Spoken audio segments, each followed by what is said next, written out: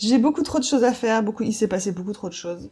Émotionnellement, c'était impossible pour moi de le verbaliser à voix haute sans me mettre à pleurer. J'ai ma vidéo sur le corbeau qui a continué d'exploser sur les réseaux sociaux, ce qui a entraîné une quantité énorme de nouveaux abonnés. Tout cela entraîne quoi? De l'engouement, donc l'envie d'achat. Voilà. Et sinon, j'ai reçu une commande d'une petite sculpture, donc de la taille du dol à peu près, pour faire un rat. Salut et bienvenue dans ce nouveau vlog. Je vais pas vous dire quel jour on est, quelle semaine, parce que tout est décalé, tout est sans dessus dessous. Voilà, vous savez que mes vlogs sont filmés d'une semaine sur l'autre. Je vous poste le mercredi la semaine précédente. La semaine dernière a été consacrée à la santé de mon chien. Je vous en ai pas parlé plus tôt, je ne vous ai pas expliqué ce qui se passait parce que émotionnellement c'était impossible pour moi de le verbaliser à voix haute sans me mettre à pleurer. Donc je me suis dit que c'était pas une bonne idée que je fasse ça en vidéo. Voilà. Mais maintenant que c'est passé, maintenant que j'ai le diagnostic et que tout va bien, je peux vous en parler brièvement et juste vous dire que voilà, mon chien Mario faisait des crises d'épilepsie déjà depuis 6 mois, à raison d'à peu près une crise par mois et demi. Et donc ça commençait à m'inquiéter un petit peu puisque apparemment à partir de 2 par an, c'est considéré comme étant beaucoup. Donc je suis allée voir un vétérinaire pour cette question et je me suis fait un petit peu trimballer à gauche et à droite parce que mon vétérinaire avait un avis très arrêté sur le sujet. Il ne voulait pas investiguer, donc j'ai dû aller voir d'autres vétérinaires qui ont malencontreusement découvert un autre problème. Voilà, donc ça c'était il y a 2 semaines. Que en fait mon chien est un mâle non castré et en fait il avait un de ses testicules qui était beaucoup plus gros que l'autre, donc suspicion de cancer évidemment, et donc à partir de là le vétérinaire m'a dit écoutez s'il a une tumeur au testicule, il pourrait très bien y en avoir d'autres ailleurs dans son corps, donc soit dans son corps voilà ici, mais aussi il pourrait y en avoir dans son cerveau et dans ce cas-là ça expliquerait les crises d'épilepsie. Du coup, voilà, j'ai très mal vécu. Mon chien a 10 ans, hein, il est pas tout jeune, d'accord, mais c'est un petit chien, donc je m'attends à l'avoir encore un petit peu quand même avec moi. Et surtout que c'est un chien qui est très dynamique, qui est très heureux, qui a vraiment la joie de vivre, donc c'est pas quelque chose à laquelle j'étais préparée, en fait, de me dire que dans peu de temps, il peut décéder. Sachant que les vétérinaires, en plus, sont un peu alarmistes et nous expliquent tout de A à Z. Et donc, en gros, ce qu'on m'a expliqué, parce que moi, je voulais faire opérer mon chien pour le cancer du testicule, et on m'a dit, ben, avant de faire l'opération, il faudrait déjà vérifier s'il n'a pas de tumeur au cerveau, parce que si jamais il n'a plus que 2 mois à vivre, c'est pas la peine de lui faire endurer une opération du testicule.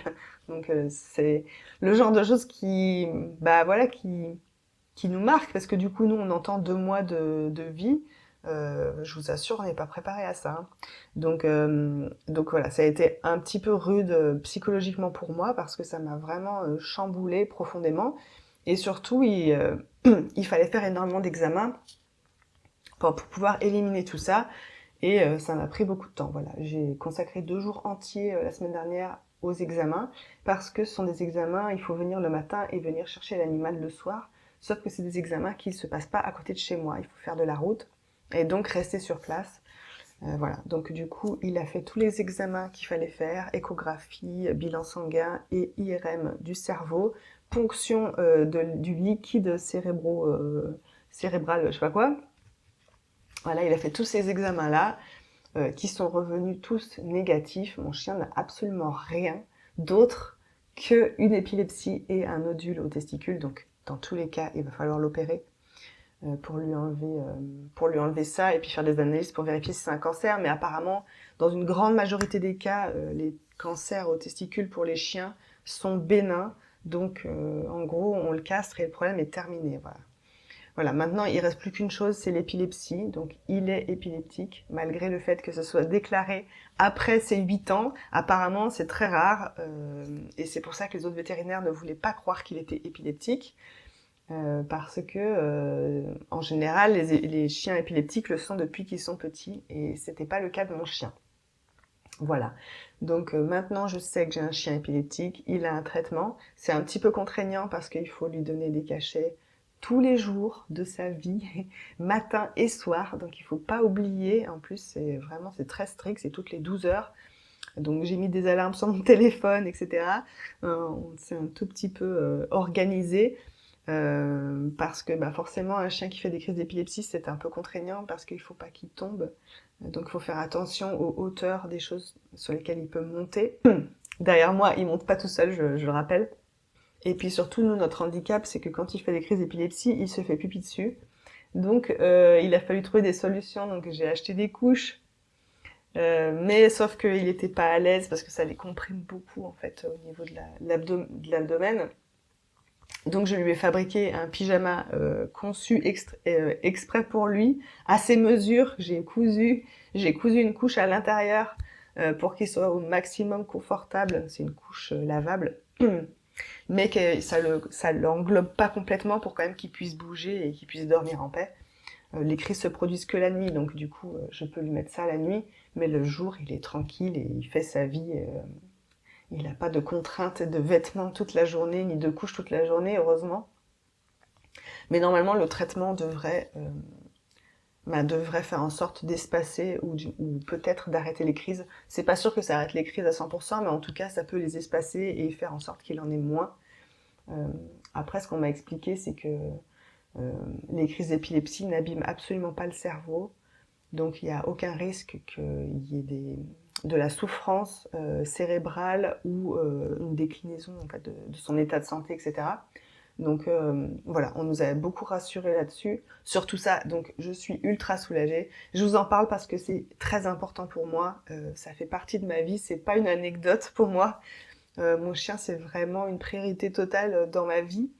C'est un animal qui m'a beaucoup apporté personnellement, humainement et au quotidien. C'est ma seule compagnie en fait. Je suis seule. Je suis seule toute la journée. Je n'ai pas de collègue de travail. Je ne vois absolument personne. Donc forcément, j'ai un lien beaucoup plus intense avec mon chien que d'autres peut-être. Donc voilà, ça m'a beaucoup fragilisée ces derniers temps. Et ça a impacté aussi beaucoup ma santé puisque je pense que j'étais très stressée et ça m'a provoqué plein de problèmes, dont mon lumbago par exemple qui commence à aller mieux mais j'ai toujours mal. Je suis tombée malade comme vous remarquez.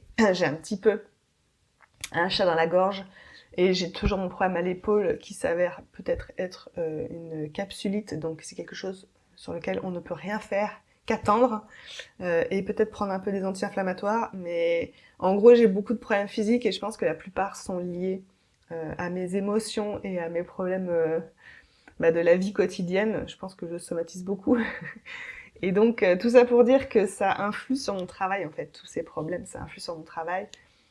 Ces dernières semaines, j'ai pas avancé comme je l'aurais voulu sur mes sculptures parce que j'étais beaucoup trop occupée dans ma tête avec tous ces problèmes-là. Donc, maintenant que tout ça est réglé, maintenant que j'ai l'esprit libre, ça faisait longtemps que j'avais pas eu l'esprit libre à ce point, et en plus, maintenant que mon chien est traité pour l'épilepsie, je pense, et j'en suis quasiment sûre et certaine, qu'il va beaucoup mieux dormir parce que ça fait des années qu'il dort mal la nuit. Et je pensais déjà à l'époque que c'était neurologique.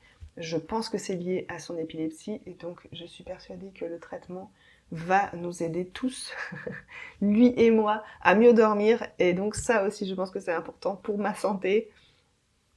Donc c'est vraiment une grosse nouvelle pour moi. Donc voilà, je voulais quand même vous expliquer un petit peu ce contexte-là parce que c'est important pour comprendre le cadre dans lequel je travaille.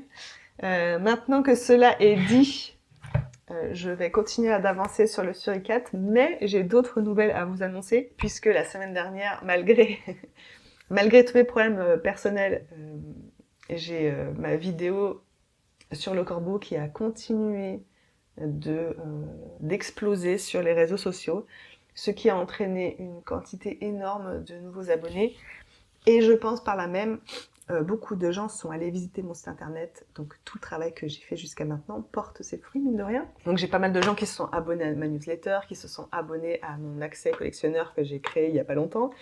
Et évidemment, tout cela entraîne quoi? De l'engouement, donc de l'envie d'achat. Voilà. Donc, j'ai reçu des messages très encourageants de quelqu'un qui voulait m'acheter le hibou, quelqu'un qui voulait m'acheter le corbeau. Donc, j'ai fait énormément de recherches pour regarder comment je pouvais envoyer ça par la poste, leur envoyer des devis pour les livraisons, etc. Ça m'a pris beaucoup de temps et au final, les deux ne m'ont pas répondu. Voilà. Donc j'ai passé beaucoup de temps là-dessus et puis au final, niette. Mais à part ça, j'ai quand même eu quelques commandes, donc des beaucoup plus petites, mais elles comptent quand même. J'ai vendu une de mes éditions de tête d'agneau là que j'avais fait en fin d'année. Donc celui-là, il va partir en Suède. Il faut que je fasse son emballage. J'ai aussi vendu le dol, donc le dol s'en va aux États-Unis, donc ça c'est fait. Et sinon j'ai reçu une commande d'une petite sculpture, donc de la taille du dol à peu près, pour faire un rat. Et donc ça va être ma priorité. Du coup je vais mettre de côté l'ours pour le moment. Je vais continuer à travailler un petit peu sur le suricate et en même temps en parallèle je vais commencer le rat. Parce que le rat, du coup, il faut qu'il soit fait assez rapidement. Donc je vais le commencer maintenant et normalement, il ne devrait pas me prendre trop de temps à faire. Je le souhaite et je l'espère.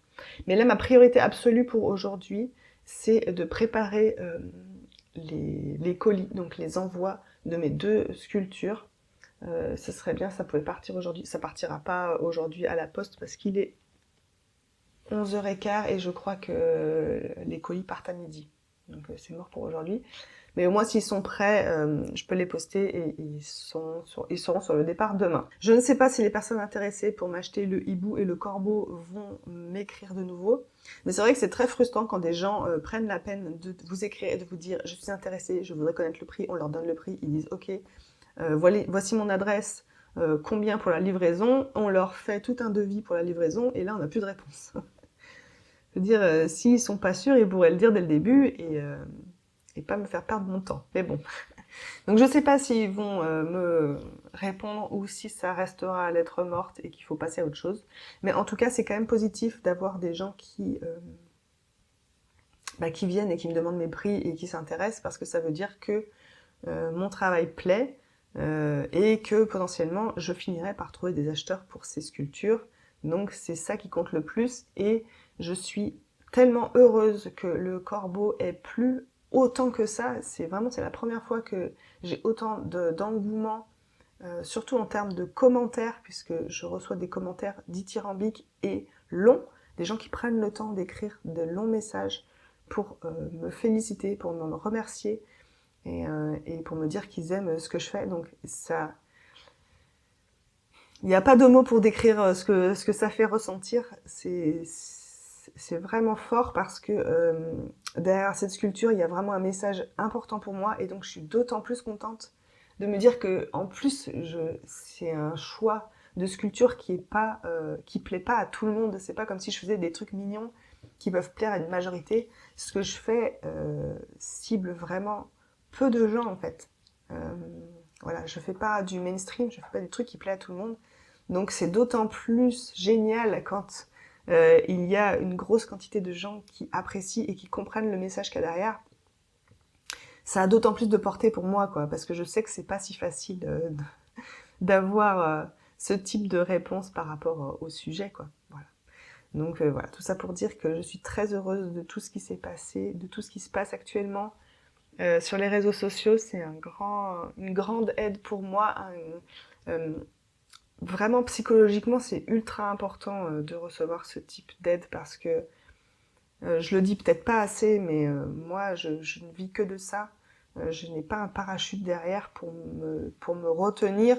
Et donc, donc, ça a d'autant plus de force, ça a d'autant plus d'impact sur moi que si j'avais un travail à côté et que mes sculptures, c'était mon passe-temps et que peu importe si je les vendais ou pas, quoi. Voilà, allez, je vais me mettre à faire mes petits colis et puis on se retrouve plus tard pour le début du rat.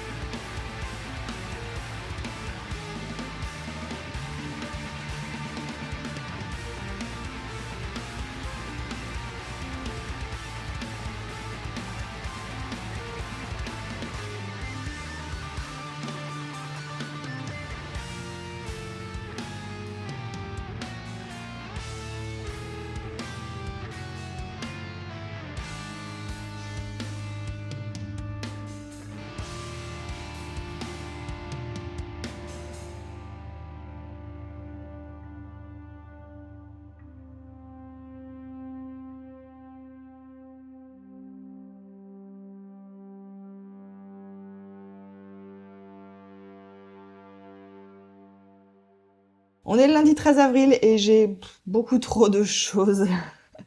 J'ai beaucoup trop de choses à faire, il s'est passé beaucoup trop de choses. Du coup, je sais même plus où j'en étais, ce que je vous ai raconté la semaine dernière. Je crois que j'en étais que je devais emballer 2 sculptures pour les envoyer. Et au final, j'ai réussi à emballer l'agneau, la tête d'agneau. Elle est partie pour midi. Donc j'ai réussi à me dépêcher suffisamment pour l'envoyer. Mais par contre, j'ai pas envoyé le doll, qui est toujours avec moi, parce que je me suis rendu compte que la personne qui m'avait acheté le doll avait fait la démarche de paiement, mais en fait, l'argent n'était pas arrivé. Et ils indiquaient que l'argent arriverait vendredi. Voilà. Donc du coup, j'ai attendu quand même que l'argent arrive avant d'envoyer la sculpture. On va essayer de faire les choses dans l'ordre. Donc du coup, je ne l'ai pas emballé. Donc il faut que je fasse le colis et puis que j'emballe tout ça. Donc pour le doll, je vais terminer ça normalement ce matin si je m'y prends bien. J'ai aussi le rat à terminer. Le rat, faut que je me dépêche. Alors, il a quand même bien séché. Heureusement que je m'y suis pris assez rapidement. Parce que mine de rien, je devais le faire de la taille du doigt. Et au final, comme vous constatez, je me suis un peu loupée. J'ai fait beaucoup plus gros. Il est beaucoup plus lourd. Donc, j'avais peur qu'il n'ait pas trop le temps de sécher. Parce que je dois le livrer samedi. Donc, il faut que je me dépêche. J'ai encore pas mal de choses à faire. Il faut que je termine la tête, les pattes. Je fasse la partie squelette et tout. Il y a encore un peu de job. Mais normalement, samedi, il part. Voilà, donc ça sera la sculpture la plus expédiée que j'ai jamais faite, je crois. Donc aujourd'hui, il faut à tout prix que j'avance au maximum sur les parties qui sont à sécher. Donc surtout la tête et puis les pattes et puis donc la partie squelette, ça sèche assez vite, donc je me fais pas de soucis. Et puis finaliser voilà l'allure générale pour qu'il ait une bonne petite dégaine quoi. Mais j'aime bien sa forme comme ça. J'aime bien ça, la forme que j'ai fait ici, ça me plaît bien. Il n'y a plus qu'à peaufiner, quoi. Donc ça, c'est la deuxième chose. La troisième chose, vous n'allez pas me croire, mais comme quoi j'ai un espèce d'instinct qui commence à se créer, j'ai l'impression. Je vous disais que j'arrêtais pas d'avoir des demandes pour des prix de mes sculptures et que ça aboutissait pas et que les gens me faisaient perdre du temps. Eh bien, sachez que hier soir, j'ai de nouveau eu une conversation de ce genre. Voilà. Pour le corbeau. Voilà, vous voyez le gros bazar derrière moi, mais c'est parce que je fais plein de trucs en même temps. Pour le corbeau, et donc discussion engagée sur l'achat de cette sculpture. Voilà, un Américain. Donc on a pas mal discuté, et j'ai l'impression que cette fois-ci, c'est du sérieux. Voilà, c'est du sérieux. La personne m'a de nouveau donné son nom, son adresse, son numéro de téléphone, comme l'autre. Hein. Sauf que cette fois, il me propose déjà de me faire un premier versement. Donc, je pense que cette fois-ci, ça va aboutir. Par contre, du coup, ça me fait angoisser de fou parce que j'avais pas du tout prévu d'enlever cette sculpture aussi loin. Elle devait aller au Naya, en fait. Elle devait aller au musée. Ça chamboule complètement mes plans. Je pensais vraiment pas que cette sculpture aurait autant d'impact et plairait autant. Sincèrement, je m'y attendais pas du tout. Je pensais que c'était vraiment une sculpture parfaite pour un musée parce qu'elle est grande, elle est imposante et tout, elle rend bien, mais dans ma tête, euh, elle serait pas accessible à la vente, quoi. Donc j'avais pas du tout pensé que je pourrais l'envoyer par la poste. Donc maintenant, il va falloir que je réfléchisse à comment je vais l'emballer pour l'envoyer à l'autre bout du monde. Donc ça va être un peu mon gros stress de cette semaine ou de la semaine prochaine. Je sais pas en combien de temps je vais réfléchir à tout ça, mais je sais que je vais prendre le temps de le faire. Parce que là, pour le coup, faut vraiment qu'elle arrive en bon état. Alors autant je m'inquiète pas pour le corbeau en lui-même, parce que je sais, vu les matériaux que j'ai utilisés, qu'il risque pas grand-chose. C'est surtout la jonction entre les pattes et le socle qui m'inquiète, parce que le socle, il est en béton, donc il est très rigide. Et la partie qui rentre dans le socle, c'est juste du fil de fer, enfin du fil d'acier, qui est planté dedans. Donc il y a quand même une certaine souplesse à ce niveau-là, donc ça bouge. Et comme ici, il y a les pattes en porcelaine froide, j'ai peur qu'avec les vibrations, ça fasse fissurer ou casser les pattes.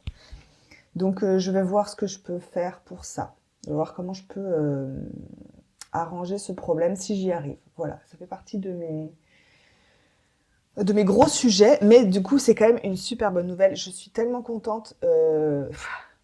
C'est incroyable. Déjà, le gars, bah forcément, il est content de l'acheter, logique. Ça paraît logique, mais il m'a envoyé des messages vraiment adorables. Il a été très sensible aussi aux messages qu'il y a derrière la sculpture, et ça me touche encore plus, comme je vous l'avais déjà dit la dernière fois. C'est fort, c'est fort quand le message qu'on transmet, il est reçu. C'est trop bien, c'est trop bien, ça fait trop plaisir. Et j'ai l'impression qu'en plus, ça a été un peu un déclencheur pour que la personne achète cette pièce, donc ça me touche d'autant plus, quoi. Je me dis que c'est pas juste esthétique, que les gens aiment aussi la profondeur qu'il y a derrière. Donc ça me plaît beaucoup. Voilà ce que j'avais à vous dire pour commencer cette journée. Donc je pense que je vais commencer par le rat, parce que plus je repousse de faire de la sculpture dans la journée, et moins j'y arrive. Ça reste le truc le plus difficile pour moi à commencer toujours. Je pense que c'est une question de petite angoisse de l'échec. Je pense que j'ai toujours, malgré l'expérience, j'ai toujours autant peur de rater une sculpture. Et donc, par moment, cette peur m'envahit un peu et du coup, j'ai du mal à m'y mettre. parce que avancer, c'est voir la progression et donc peut-être voir qu'on n'y arrive pas. Et donc, ça m'angoisse pas mal, surtout ces derniers temps, c'est marrant. J'ai l'impression que plus j'ai du succès, entre guillemets, et plus ça m'angoisse. Voilà, est-ce normal? Amis philosophes, amis psychologues, dites-moi ce que vous en pensez. Voilà, bref, sur ce, je commence par le rat. Ensuite, on emballe le dol. Et puis après, je verrai ce que je fais. J'ai d'autres projets, mais ouais, on s'étale pas.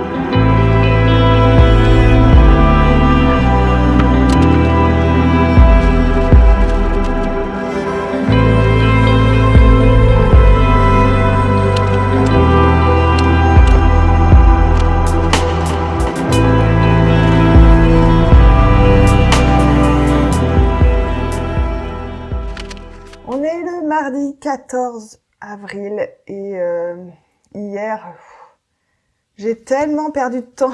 C'est fou, c'est fou, c'est fou. Je m'attendais pas à ce que ce soit aussi long d'avancer sur le rat. J'ai beaucoup galéré et d'ailleurs, je lui ai coupé la tête et remis la tête parce qu'en fait, à la base, je voulais que vu de dessus, il ait une forme un peu sinueuse comme ça, que ça fasse tuc tuc tuc. Et en fait, à force de travailler sur la tête, j'ai pas remarqué que je l'avais remis droite. Et en creusant un œil pour pour le rendre plus creux, bien sûr, je suis tombée sur le fil de fer à l'intérieur qui est censé être au milieu. Et en fait, il était là parce que le fil de fer à l'intérieur, il était tourné comme ça. Et donc ça, c'est pas une bonne chose. Vaut mieux qu'il soit bien au milieu parce que quand la pâte, elle va sécher, elle va se rétracter et il est possible que le fil de fer ressorte par l'œil. Donc c'était pas l'objectif. Donc du coup, je lui ai coupé la tête et je lui ai remis la tête comme je le voulais. Voilà. Je lui ai aussi refait les oreilles. Voilà comment il est pour l'instant. Donc voilà la silhouette que ça fait vue de dessus. Donc c'est mieux, je trouve, parce que justement on se demandait pourquoi il avait la queue qui partait de côté vue de dessus. Ça avait pas de sens alors que tout le reste du corps était droit. Là, je trouve que ça a plus de sens comme ça. Donc voilà, la tête, elle est pas encore parfaite, mais elle commence à être pas mal, je pense. J'ai fait un ersatz de pâte aussi, qu'il faut absolument que j'améliore. Hier, j'étais pas en état. J'étais vraiment pas en état de bien travailler. Beaucoup trop de stress lié à cette histoire de corbeau, là. J'ai passé, je pense, encore facilement 1 heure, voire plus, sur le site du PS, sur le site de DHL, à essayer de faire des devis pour les frais de port, et les montants étaient vraiment ahurissants, voire flippants. J'étais entre 700 et 900 euros de frais de port. Donc je me suis dit que ça allait jamais passer, le gars il allait jamais vouloir. Donc j'ai bidouillé pour essayer de voir si je pouvais réduire le prix. Et donc pour réduire le prix, il n'y a qu'une seule manière, c'est réduire la taille du colis. Et ça, ben il y a quand même une taille qu'on peut pas restreindre à l'infini, parce que ben ça peut pas être plus petit que la taille de la sculpture. À la base, j'avais compté 10 cm de marge en fait autour de la sculpture. Au final, j'ai pas pu parce que ça faisait un colis trop gros, vraiment trop volumineux, et ça revenait trop cher. Donc du coup, j'ai dû lorgner sur les marges. Donc je suis partie sur 5 cm de marge autour de la sculpture, ce qui est pas beaucoup. Donc il va falloir trouver un méga matériau pour le protéger. Mais bon, je suis arrivée à des devis allant de 300 à 500 euros, je crois. Ça dépend du temps de livraison et puis des garanties, je crois. Plus ou moins. Voilà, donc du coup, j'ai envoyé ça au client et j'attends désespérément une réponse. Maintenant, j'ai trop peur qu'il refuse à cause des frais de port. Je sais pas si ça va se faire ou pas. Enfin bon, bref, en tout cas, j'ai fait mon taf. Mais bon, j'ai fait ça au dernier moment le soir parce que c'était pas l'urgence la plus urgente, puisque l'urgence la plus urgente, et c'est super dur à dire, c'était d'avancer sur le rat parce qu'il faut qu'il soit fini pour samedi, donc il faut vraiment que je me magne. Et le fait de m'être mis la pression sur finir ce rat, ça n'a fait que me ralentir. Je sais pas, j'y arrivais pas, j'ai fait n'importe quoi. Du coup, j'ai passé une bonne partie de la journée à essayer de faire ce rat sans y arriver. Ensuite, j'ai fait une pause en début d'après-midi pour travailler sur mon accès collectionneur que j'ai voulu un petit peu plus peaufiner. Jusqu'à maintenant, il y avait juste les photos des sculptures avec les prix. Et là, j'ai décidé d'écrire des petits textes pour chaque sculpture pour essayer d'expliquer un petit peu l'histoire qu'il y a derrière et ce qu'elle raconte, quoi. Je pense que c'est important pour les acheteurs d'avoir ce genre de données. Donc du coup, j'ai travaillé là-dessus, donc j'y ai passé du temps.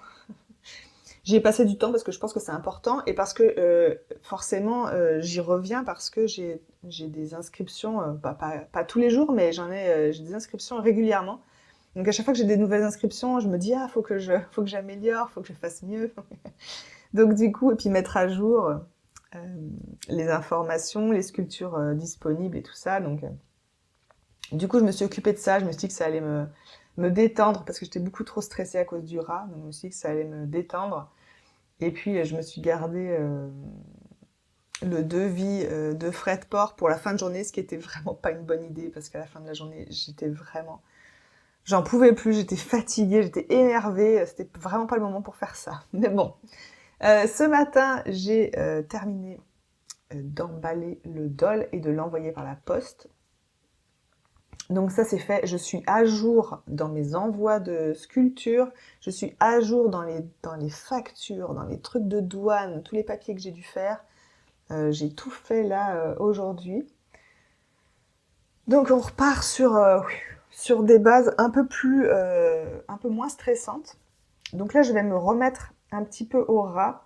Il sera pas fini dans ce vlog, mais je vais avancer un tout petit peu.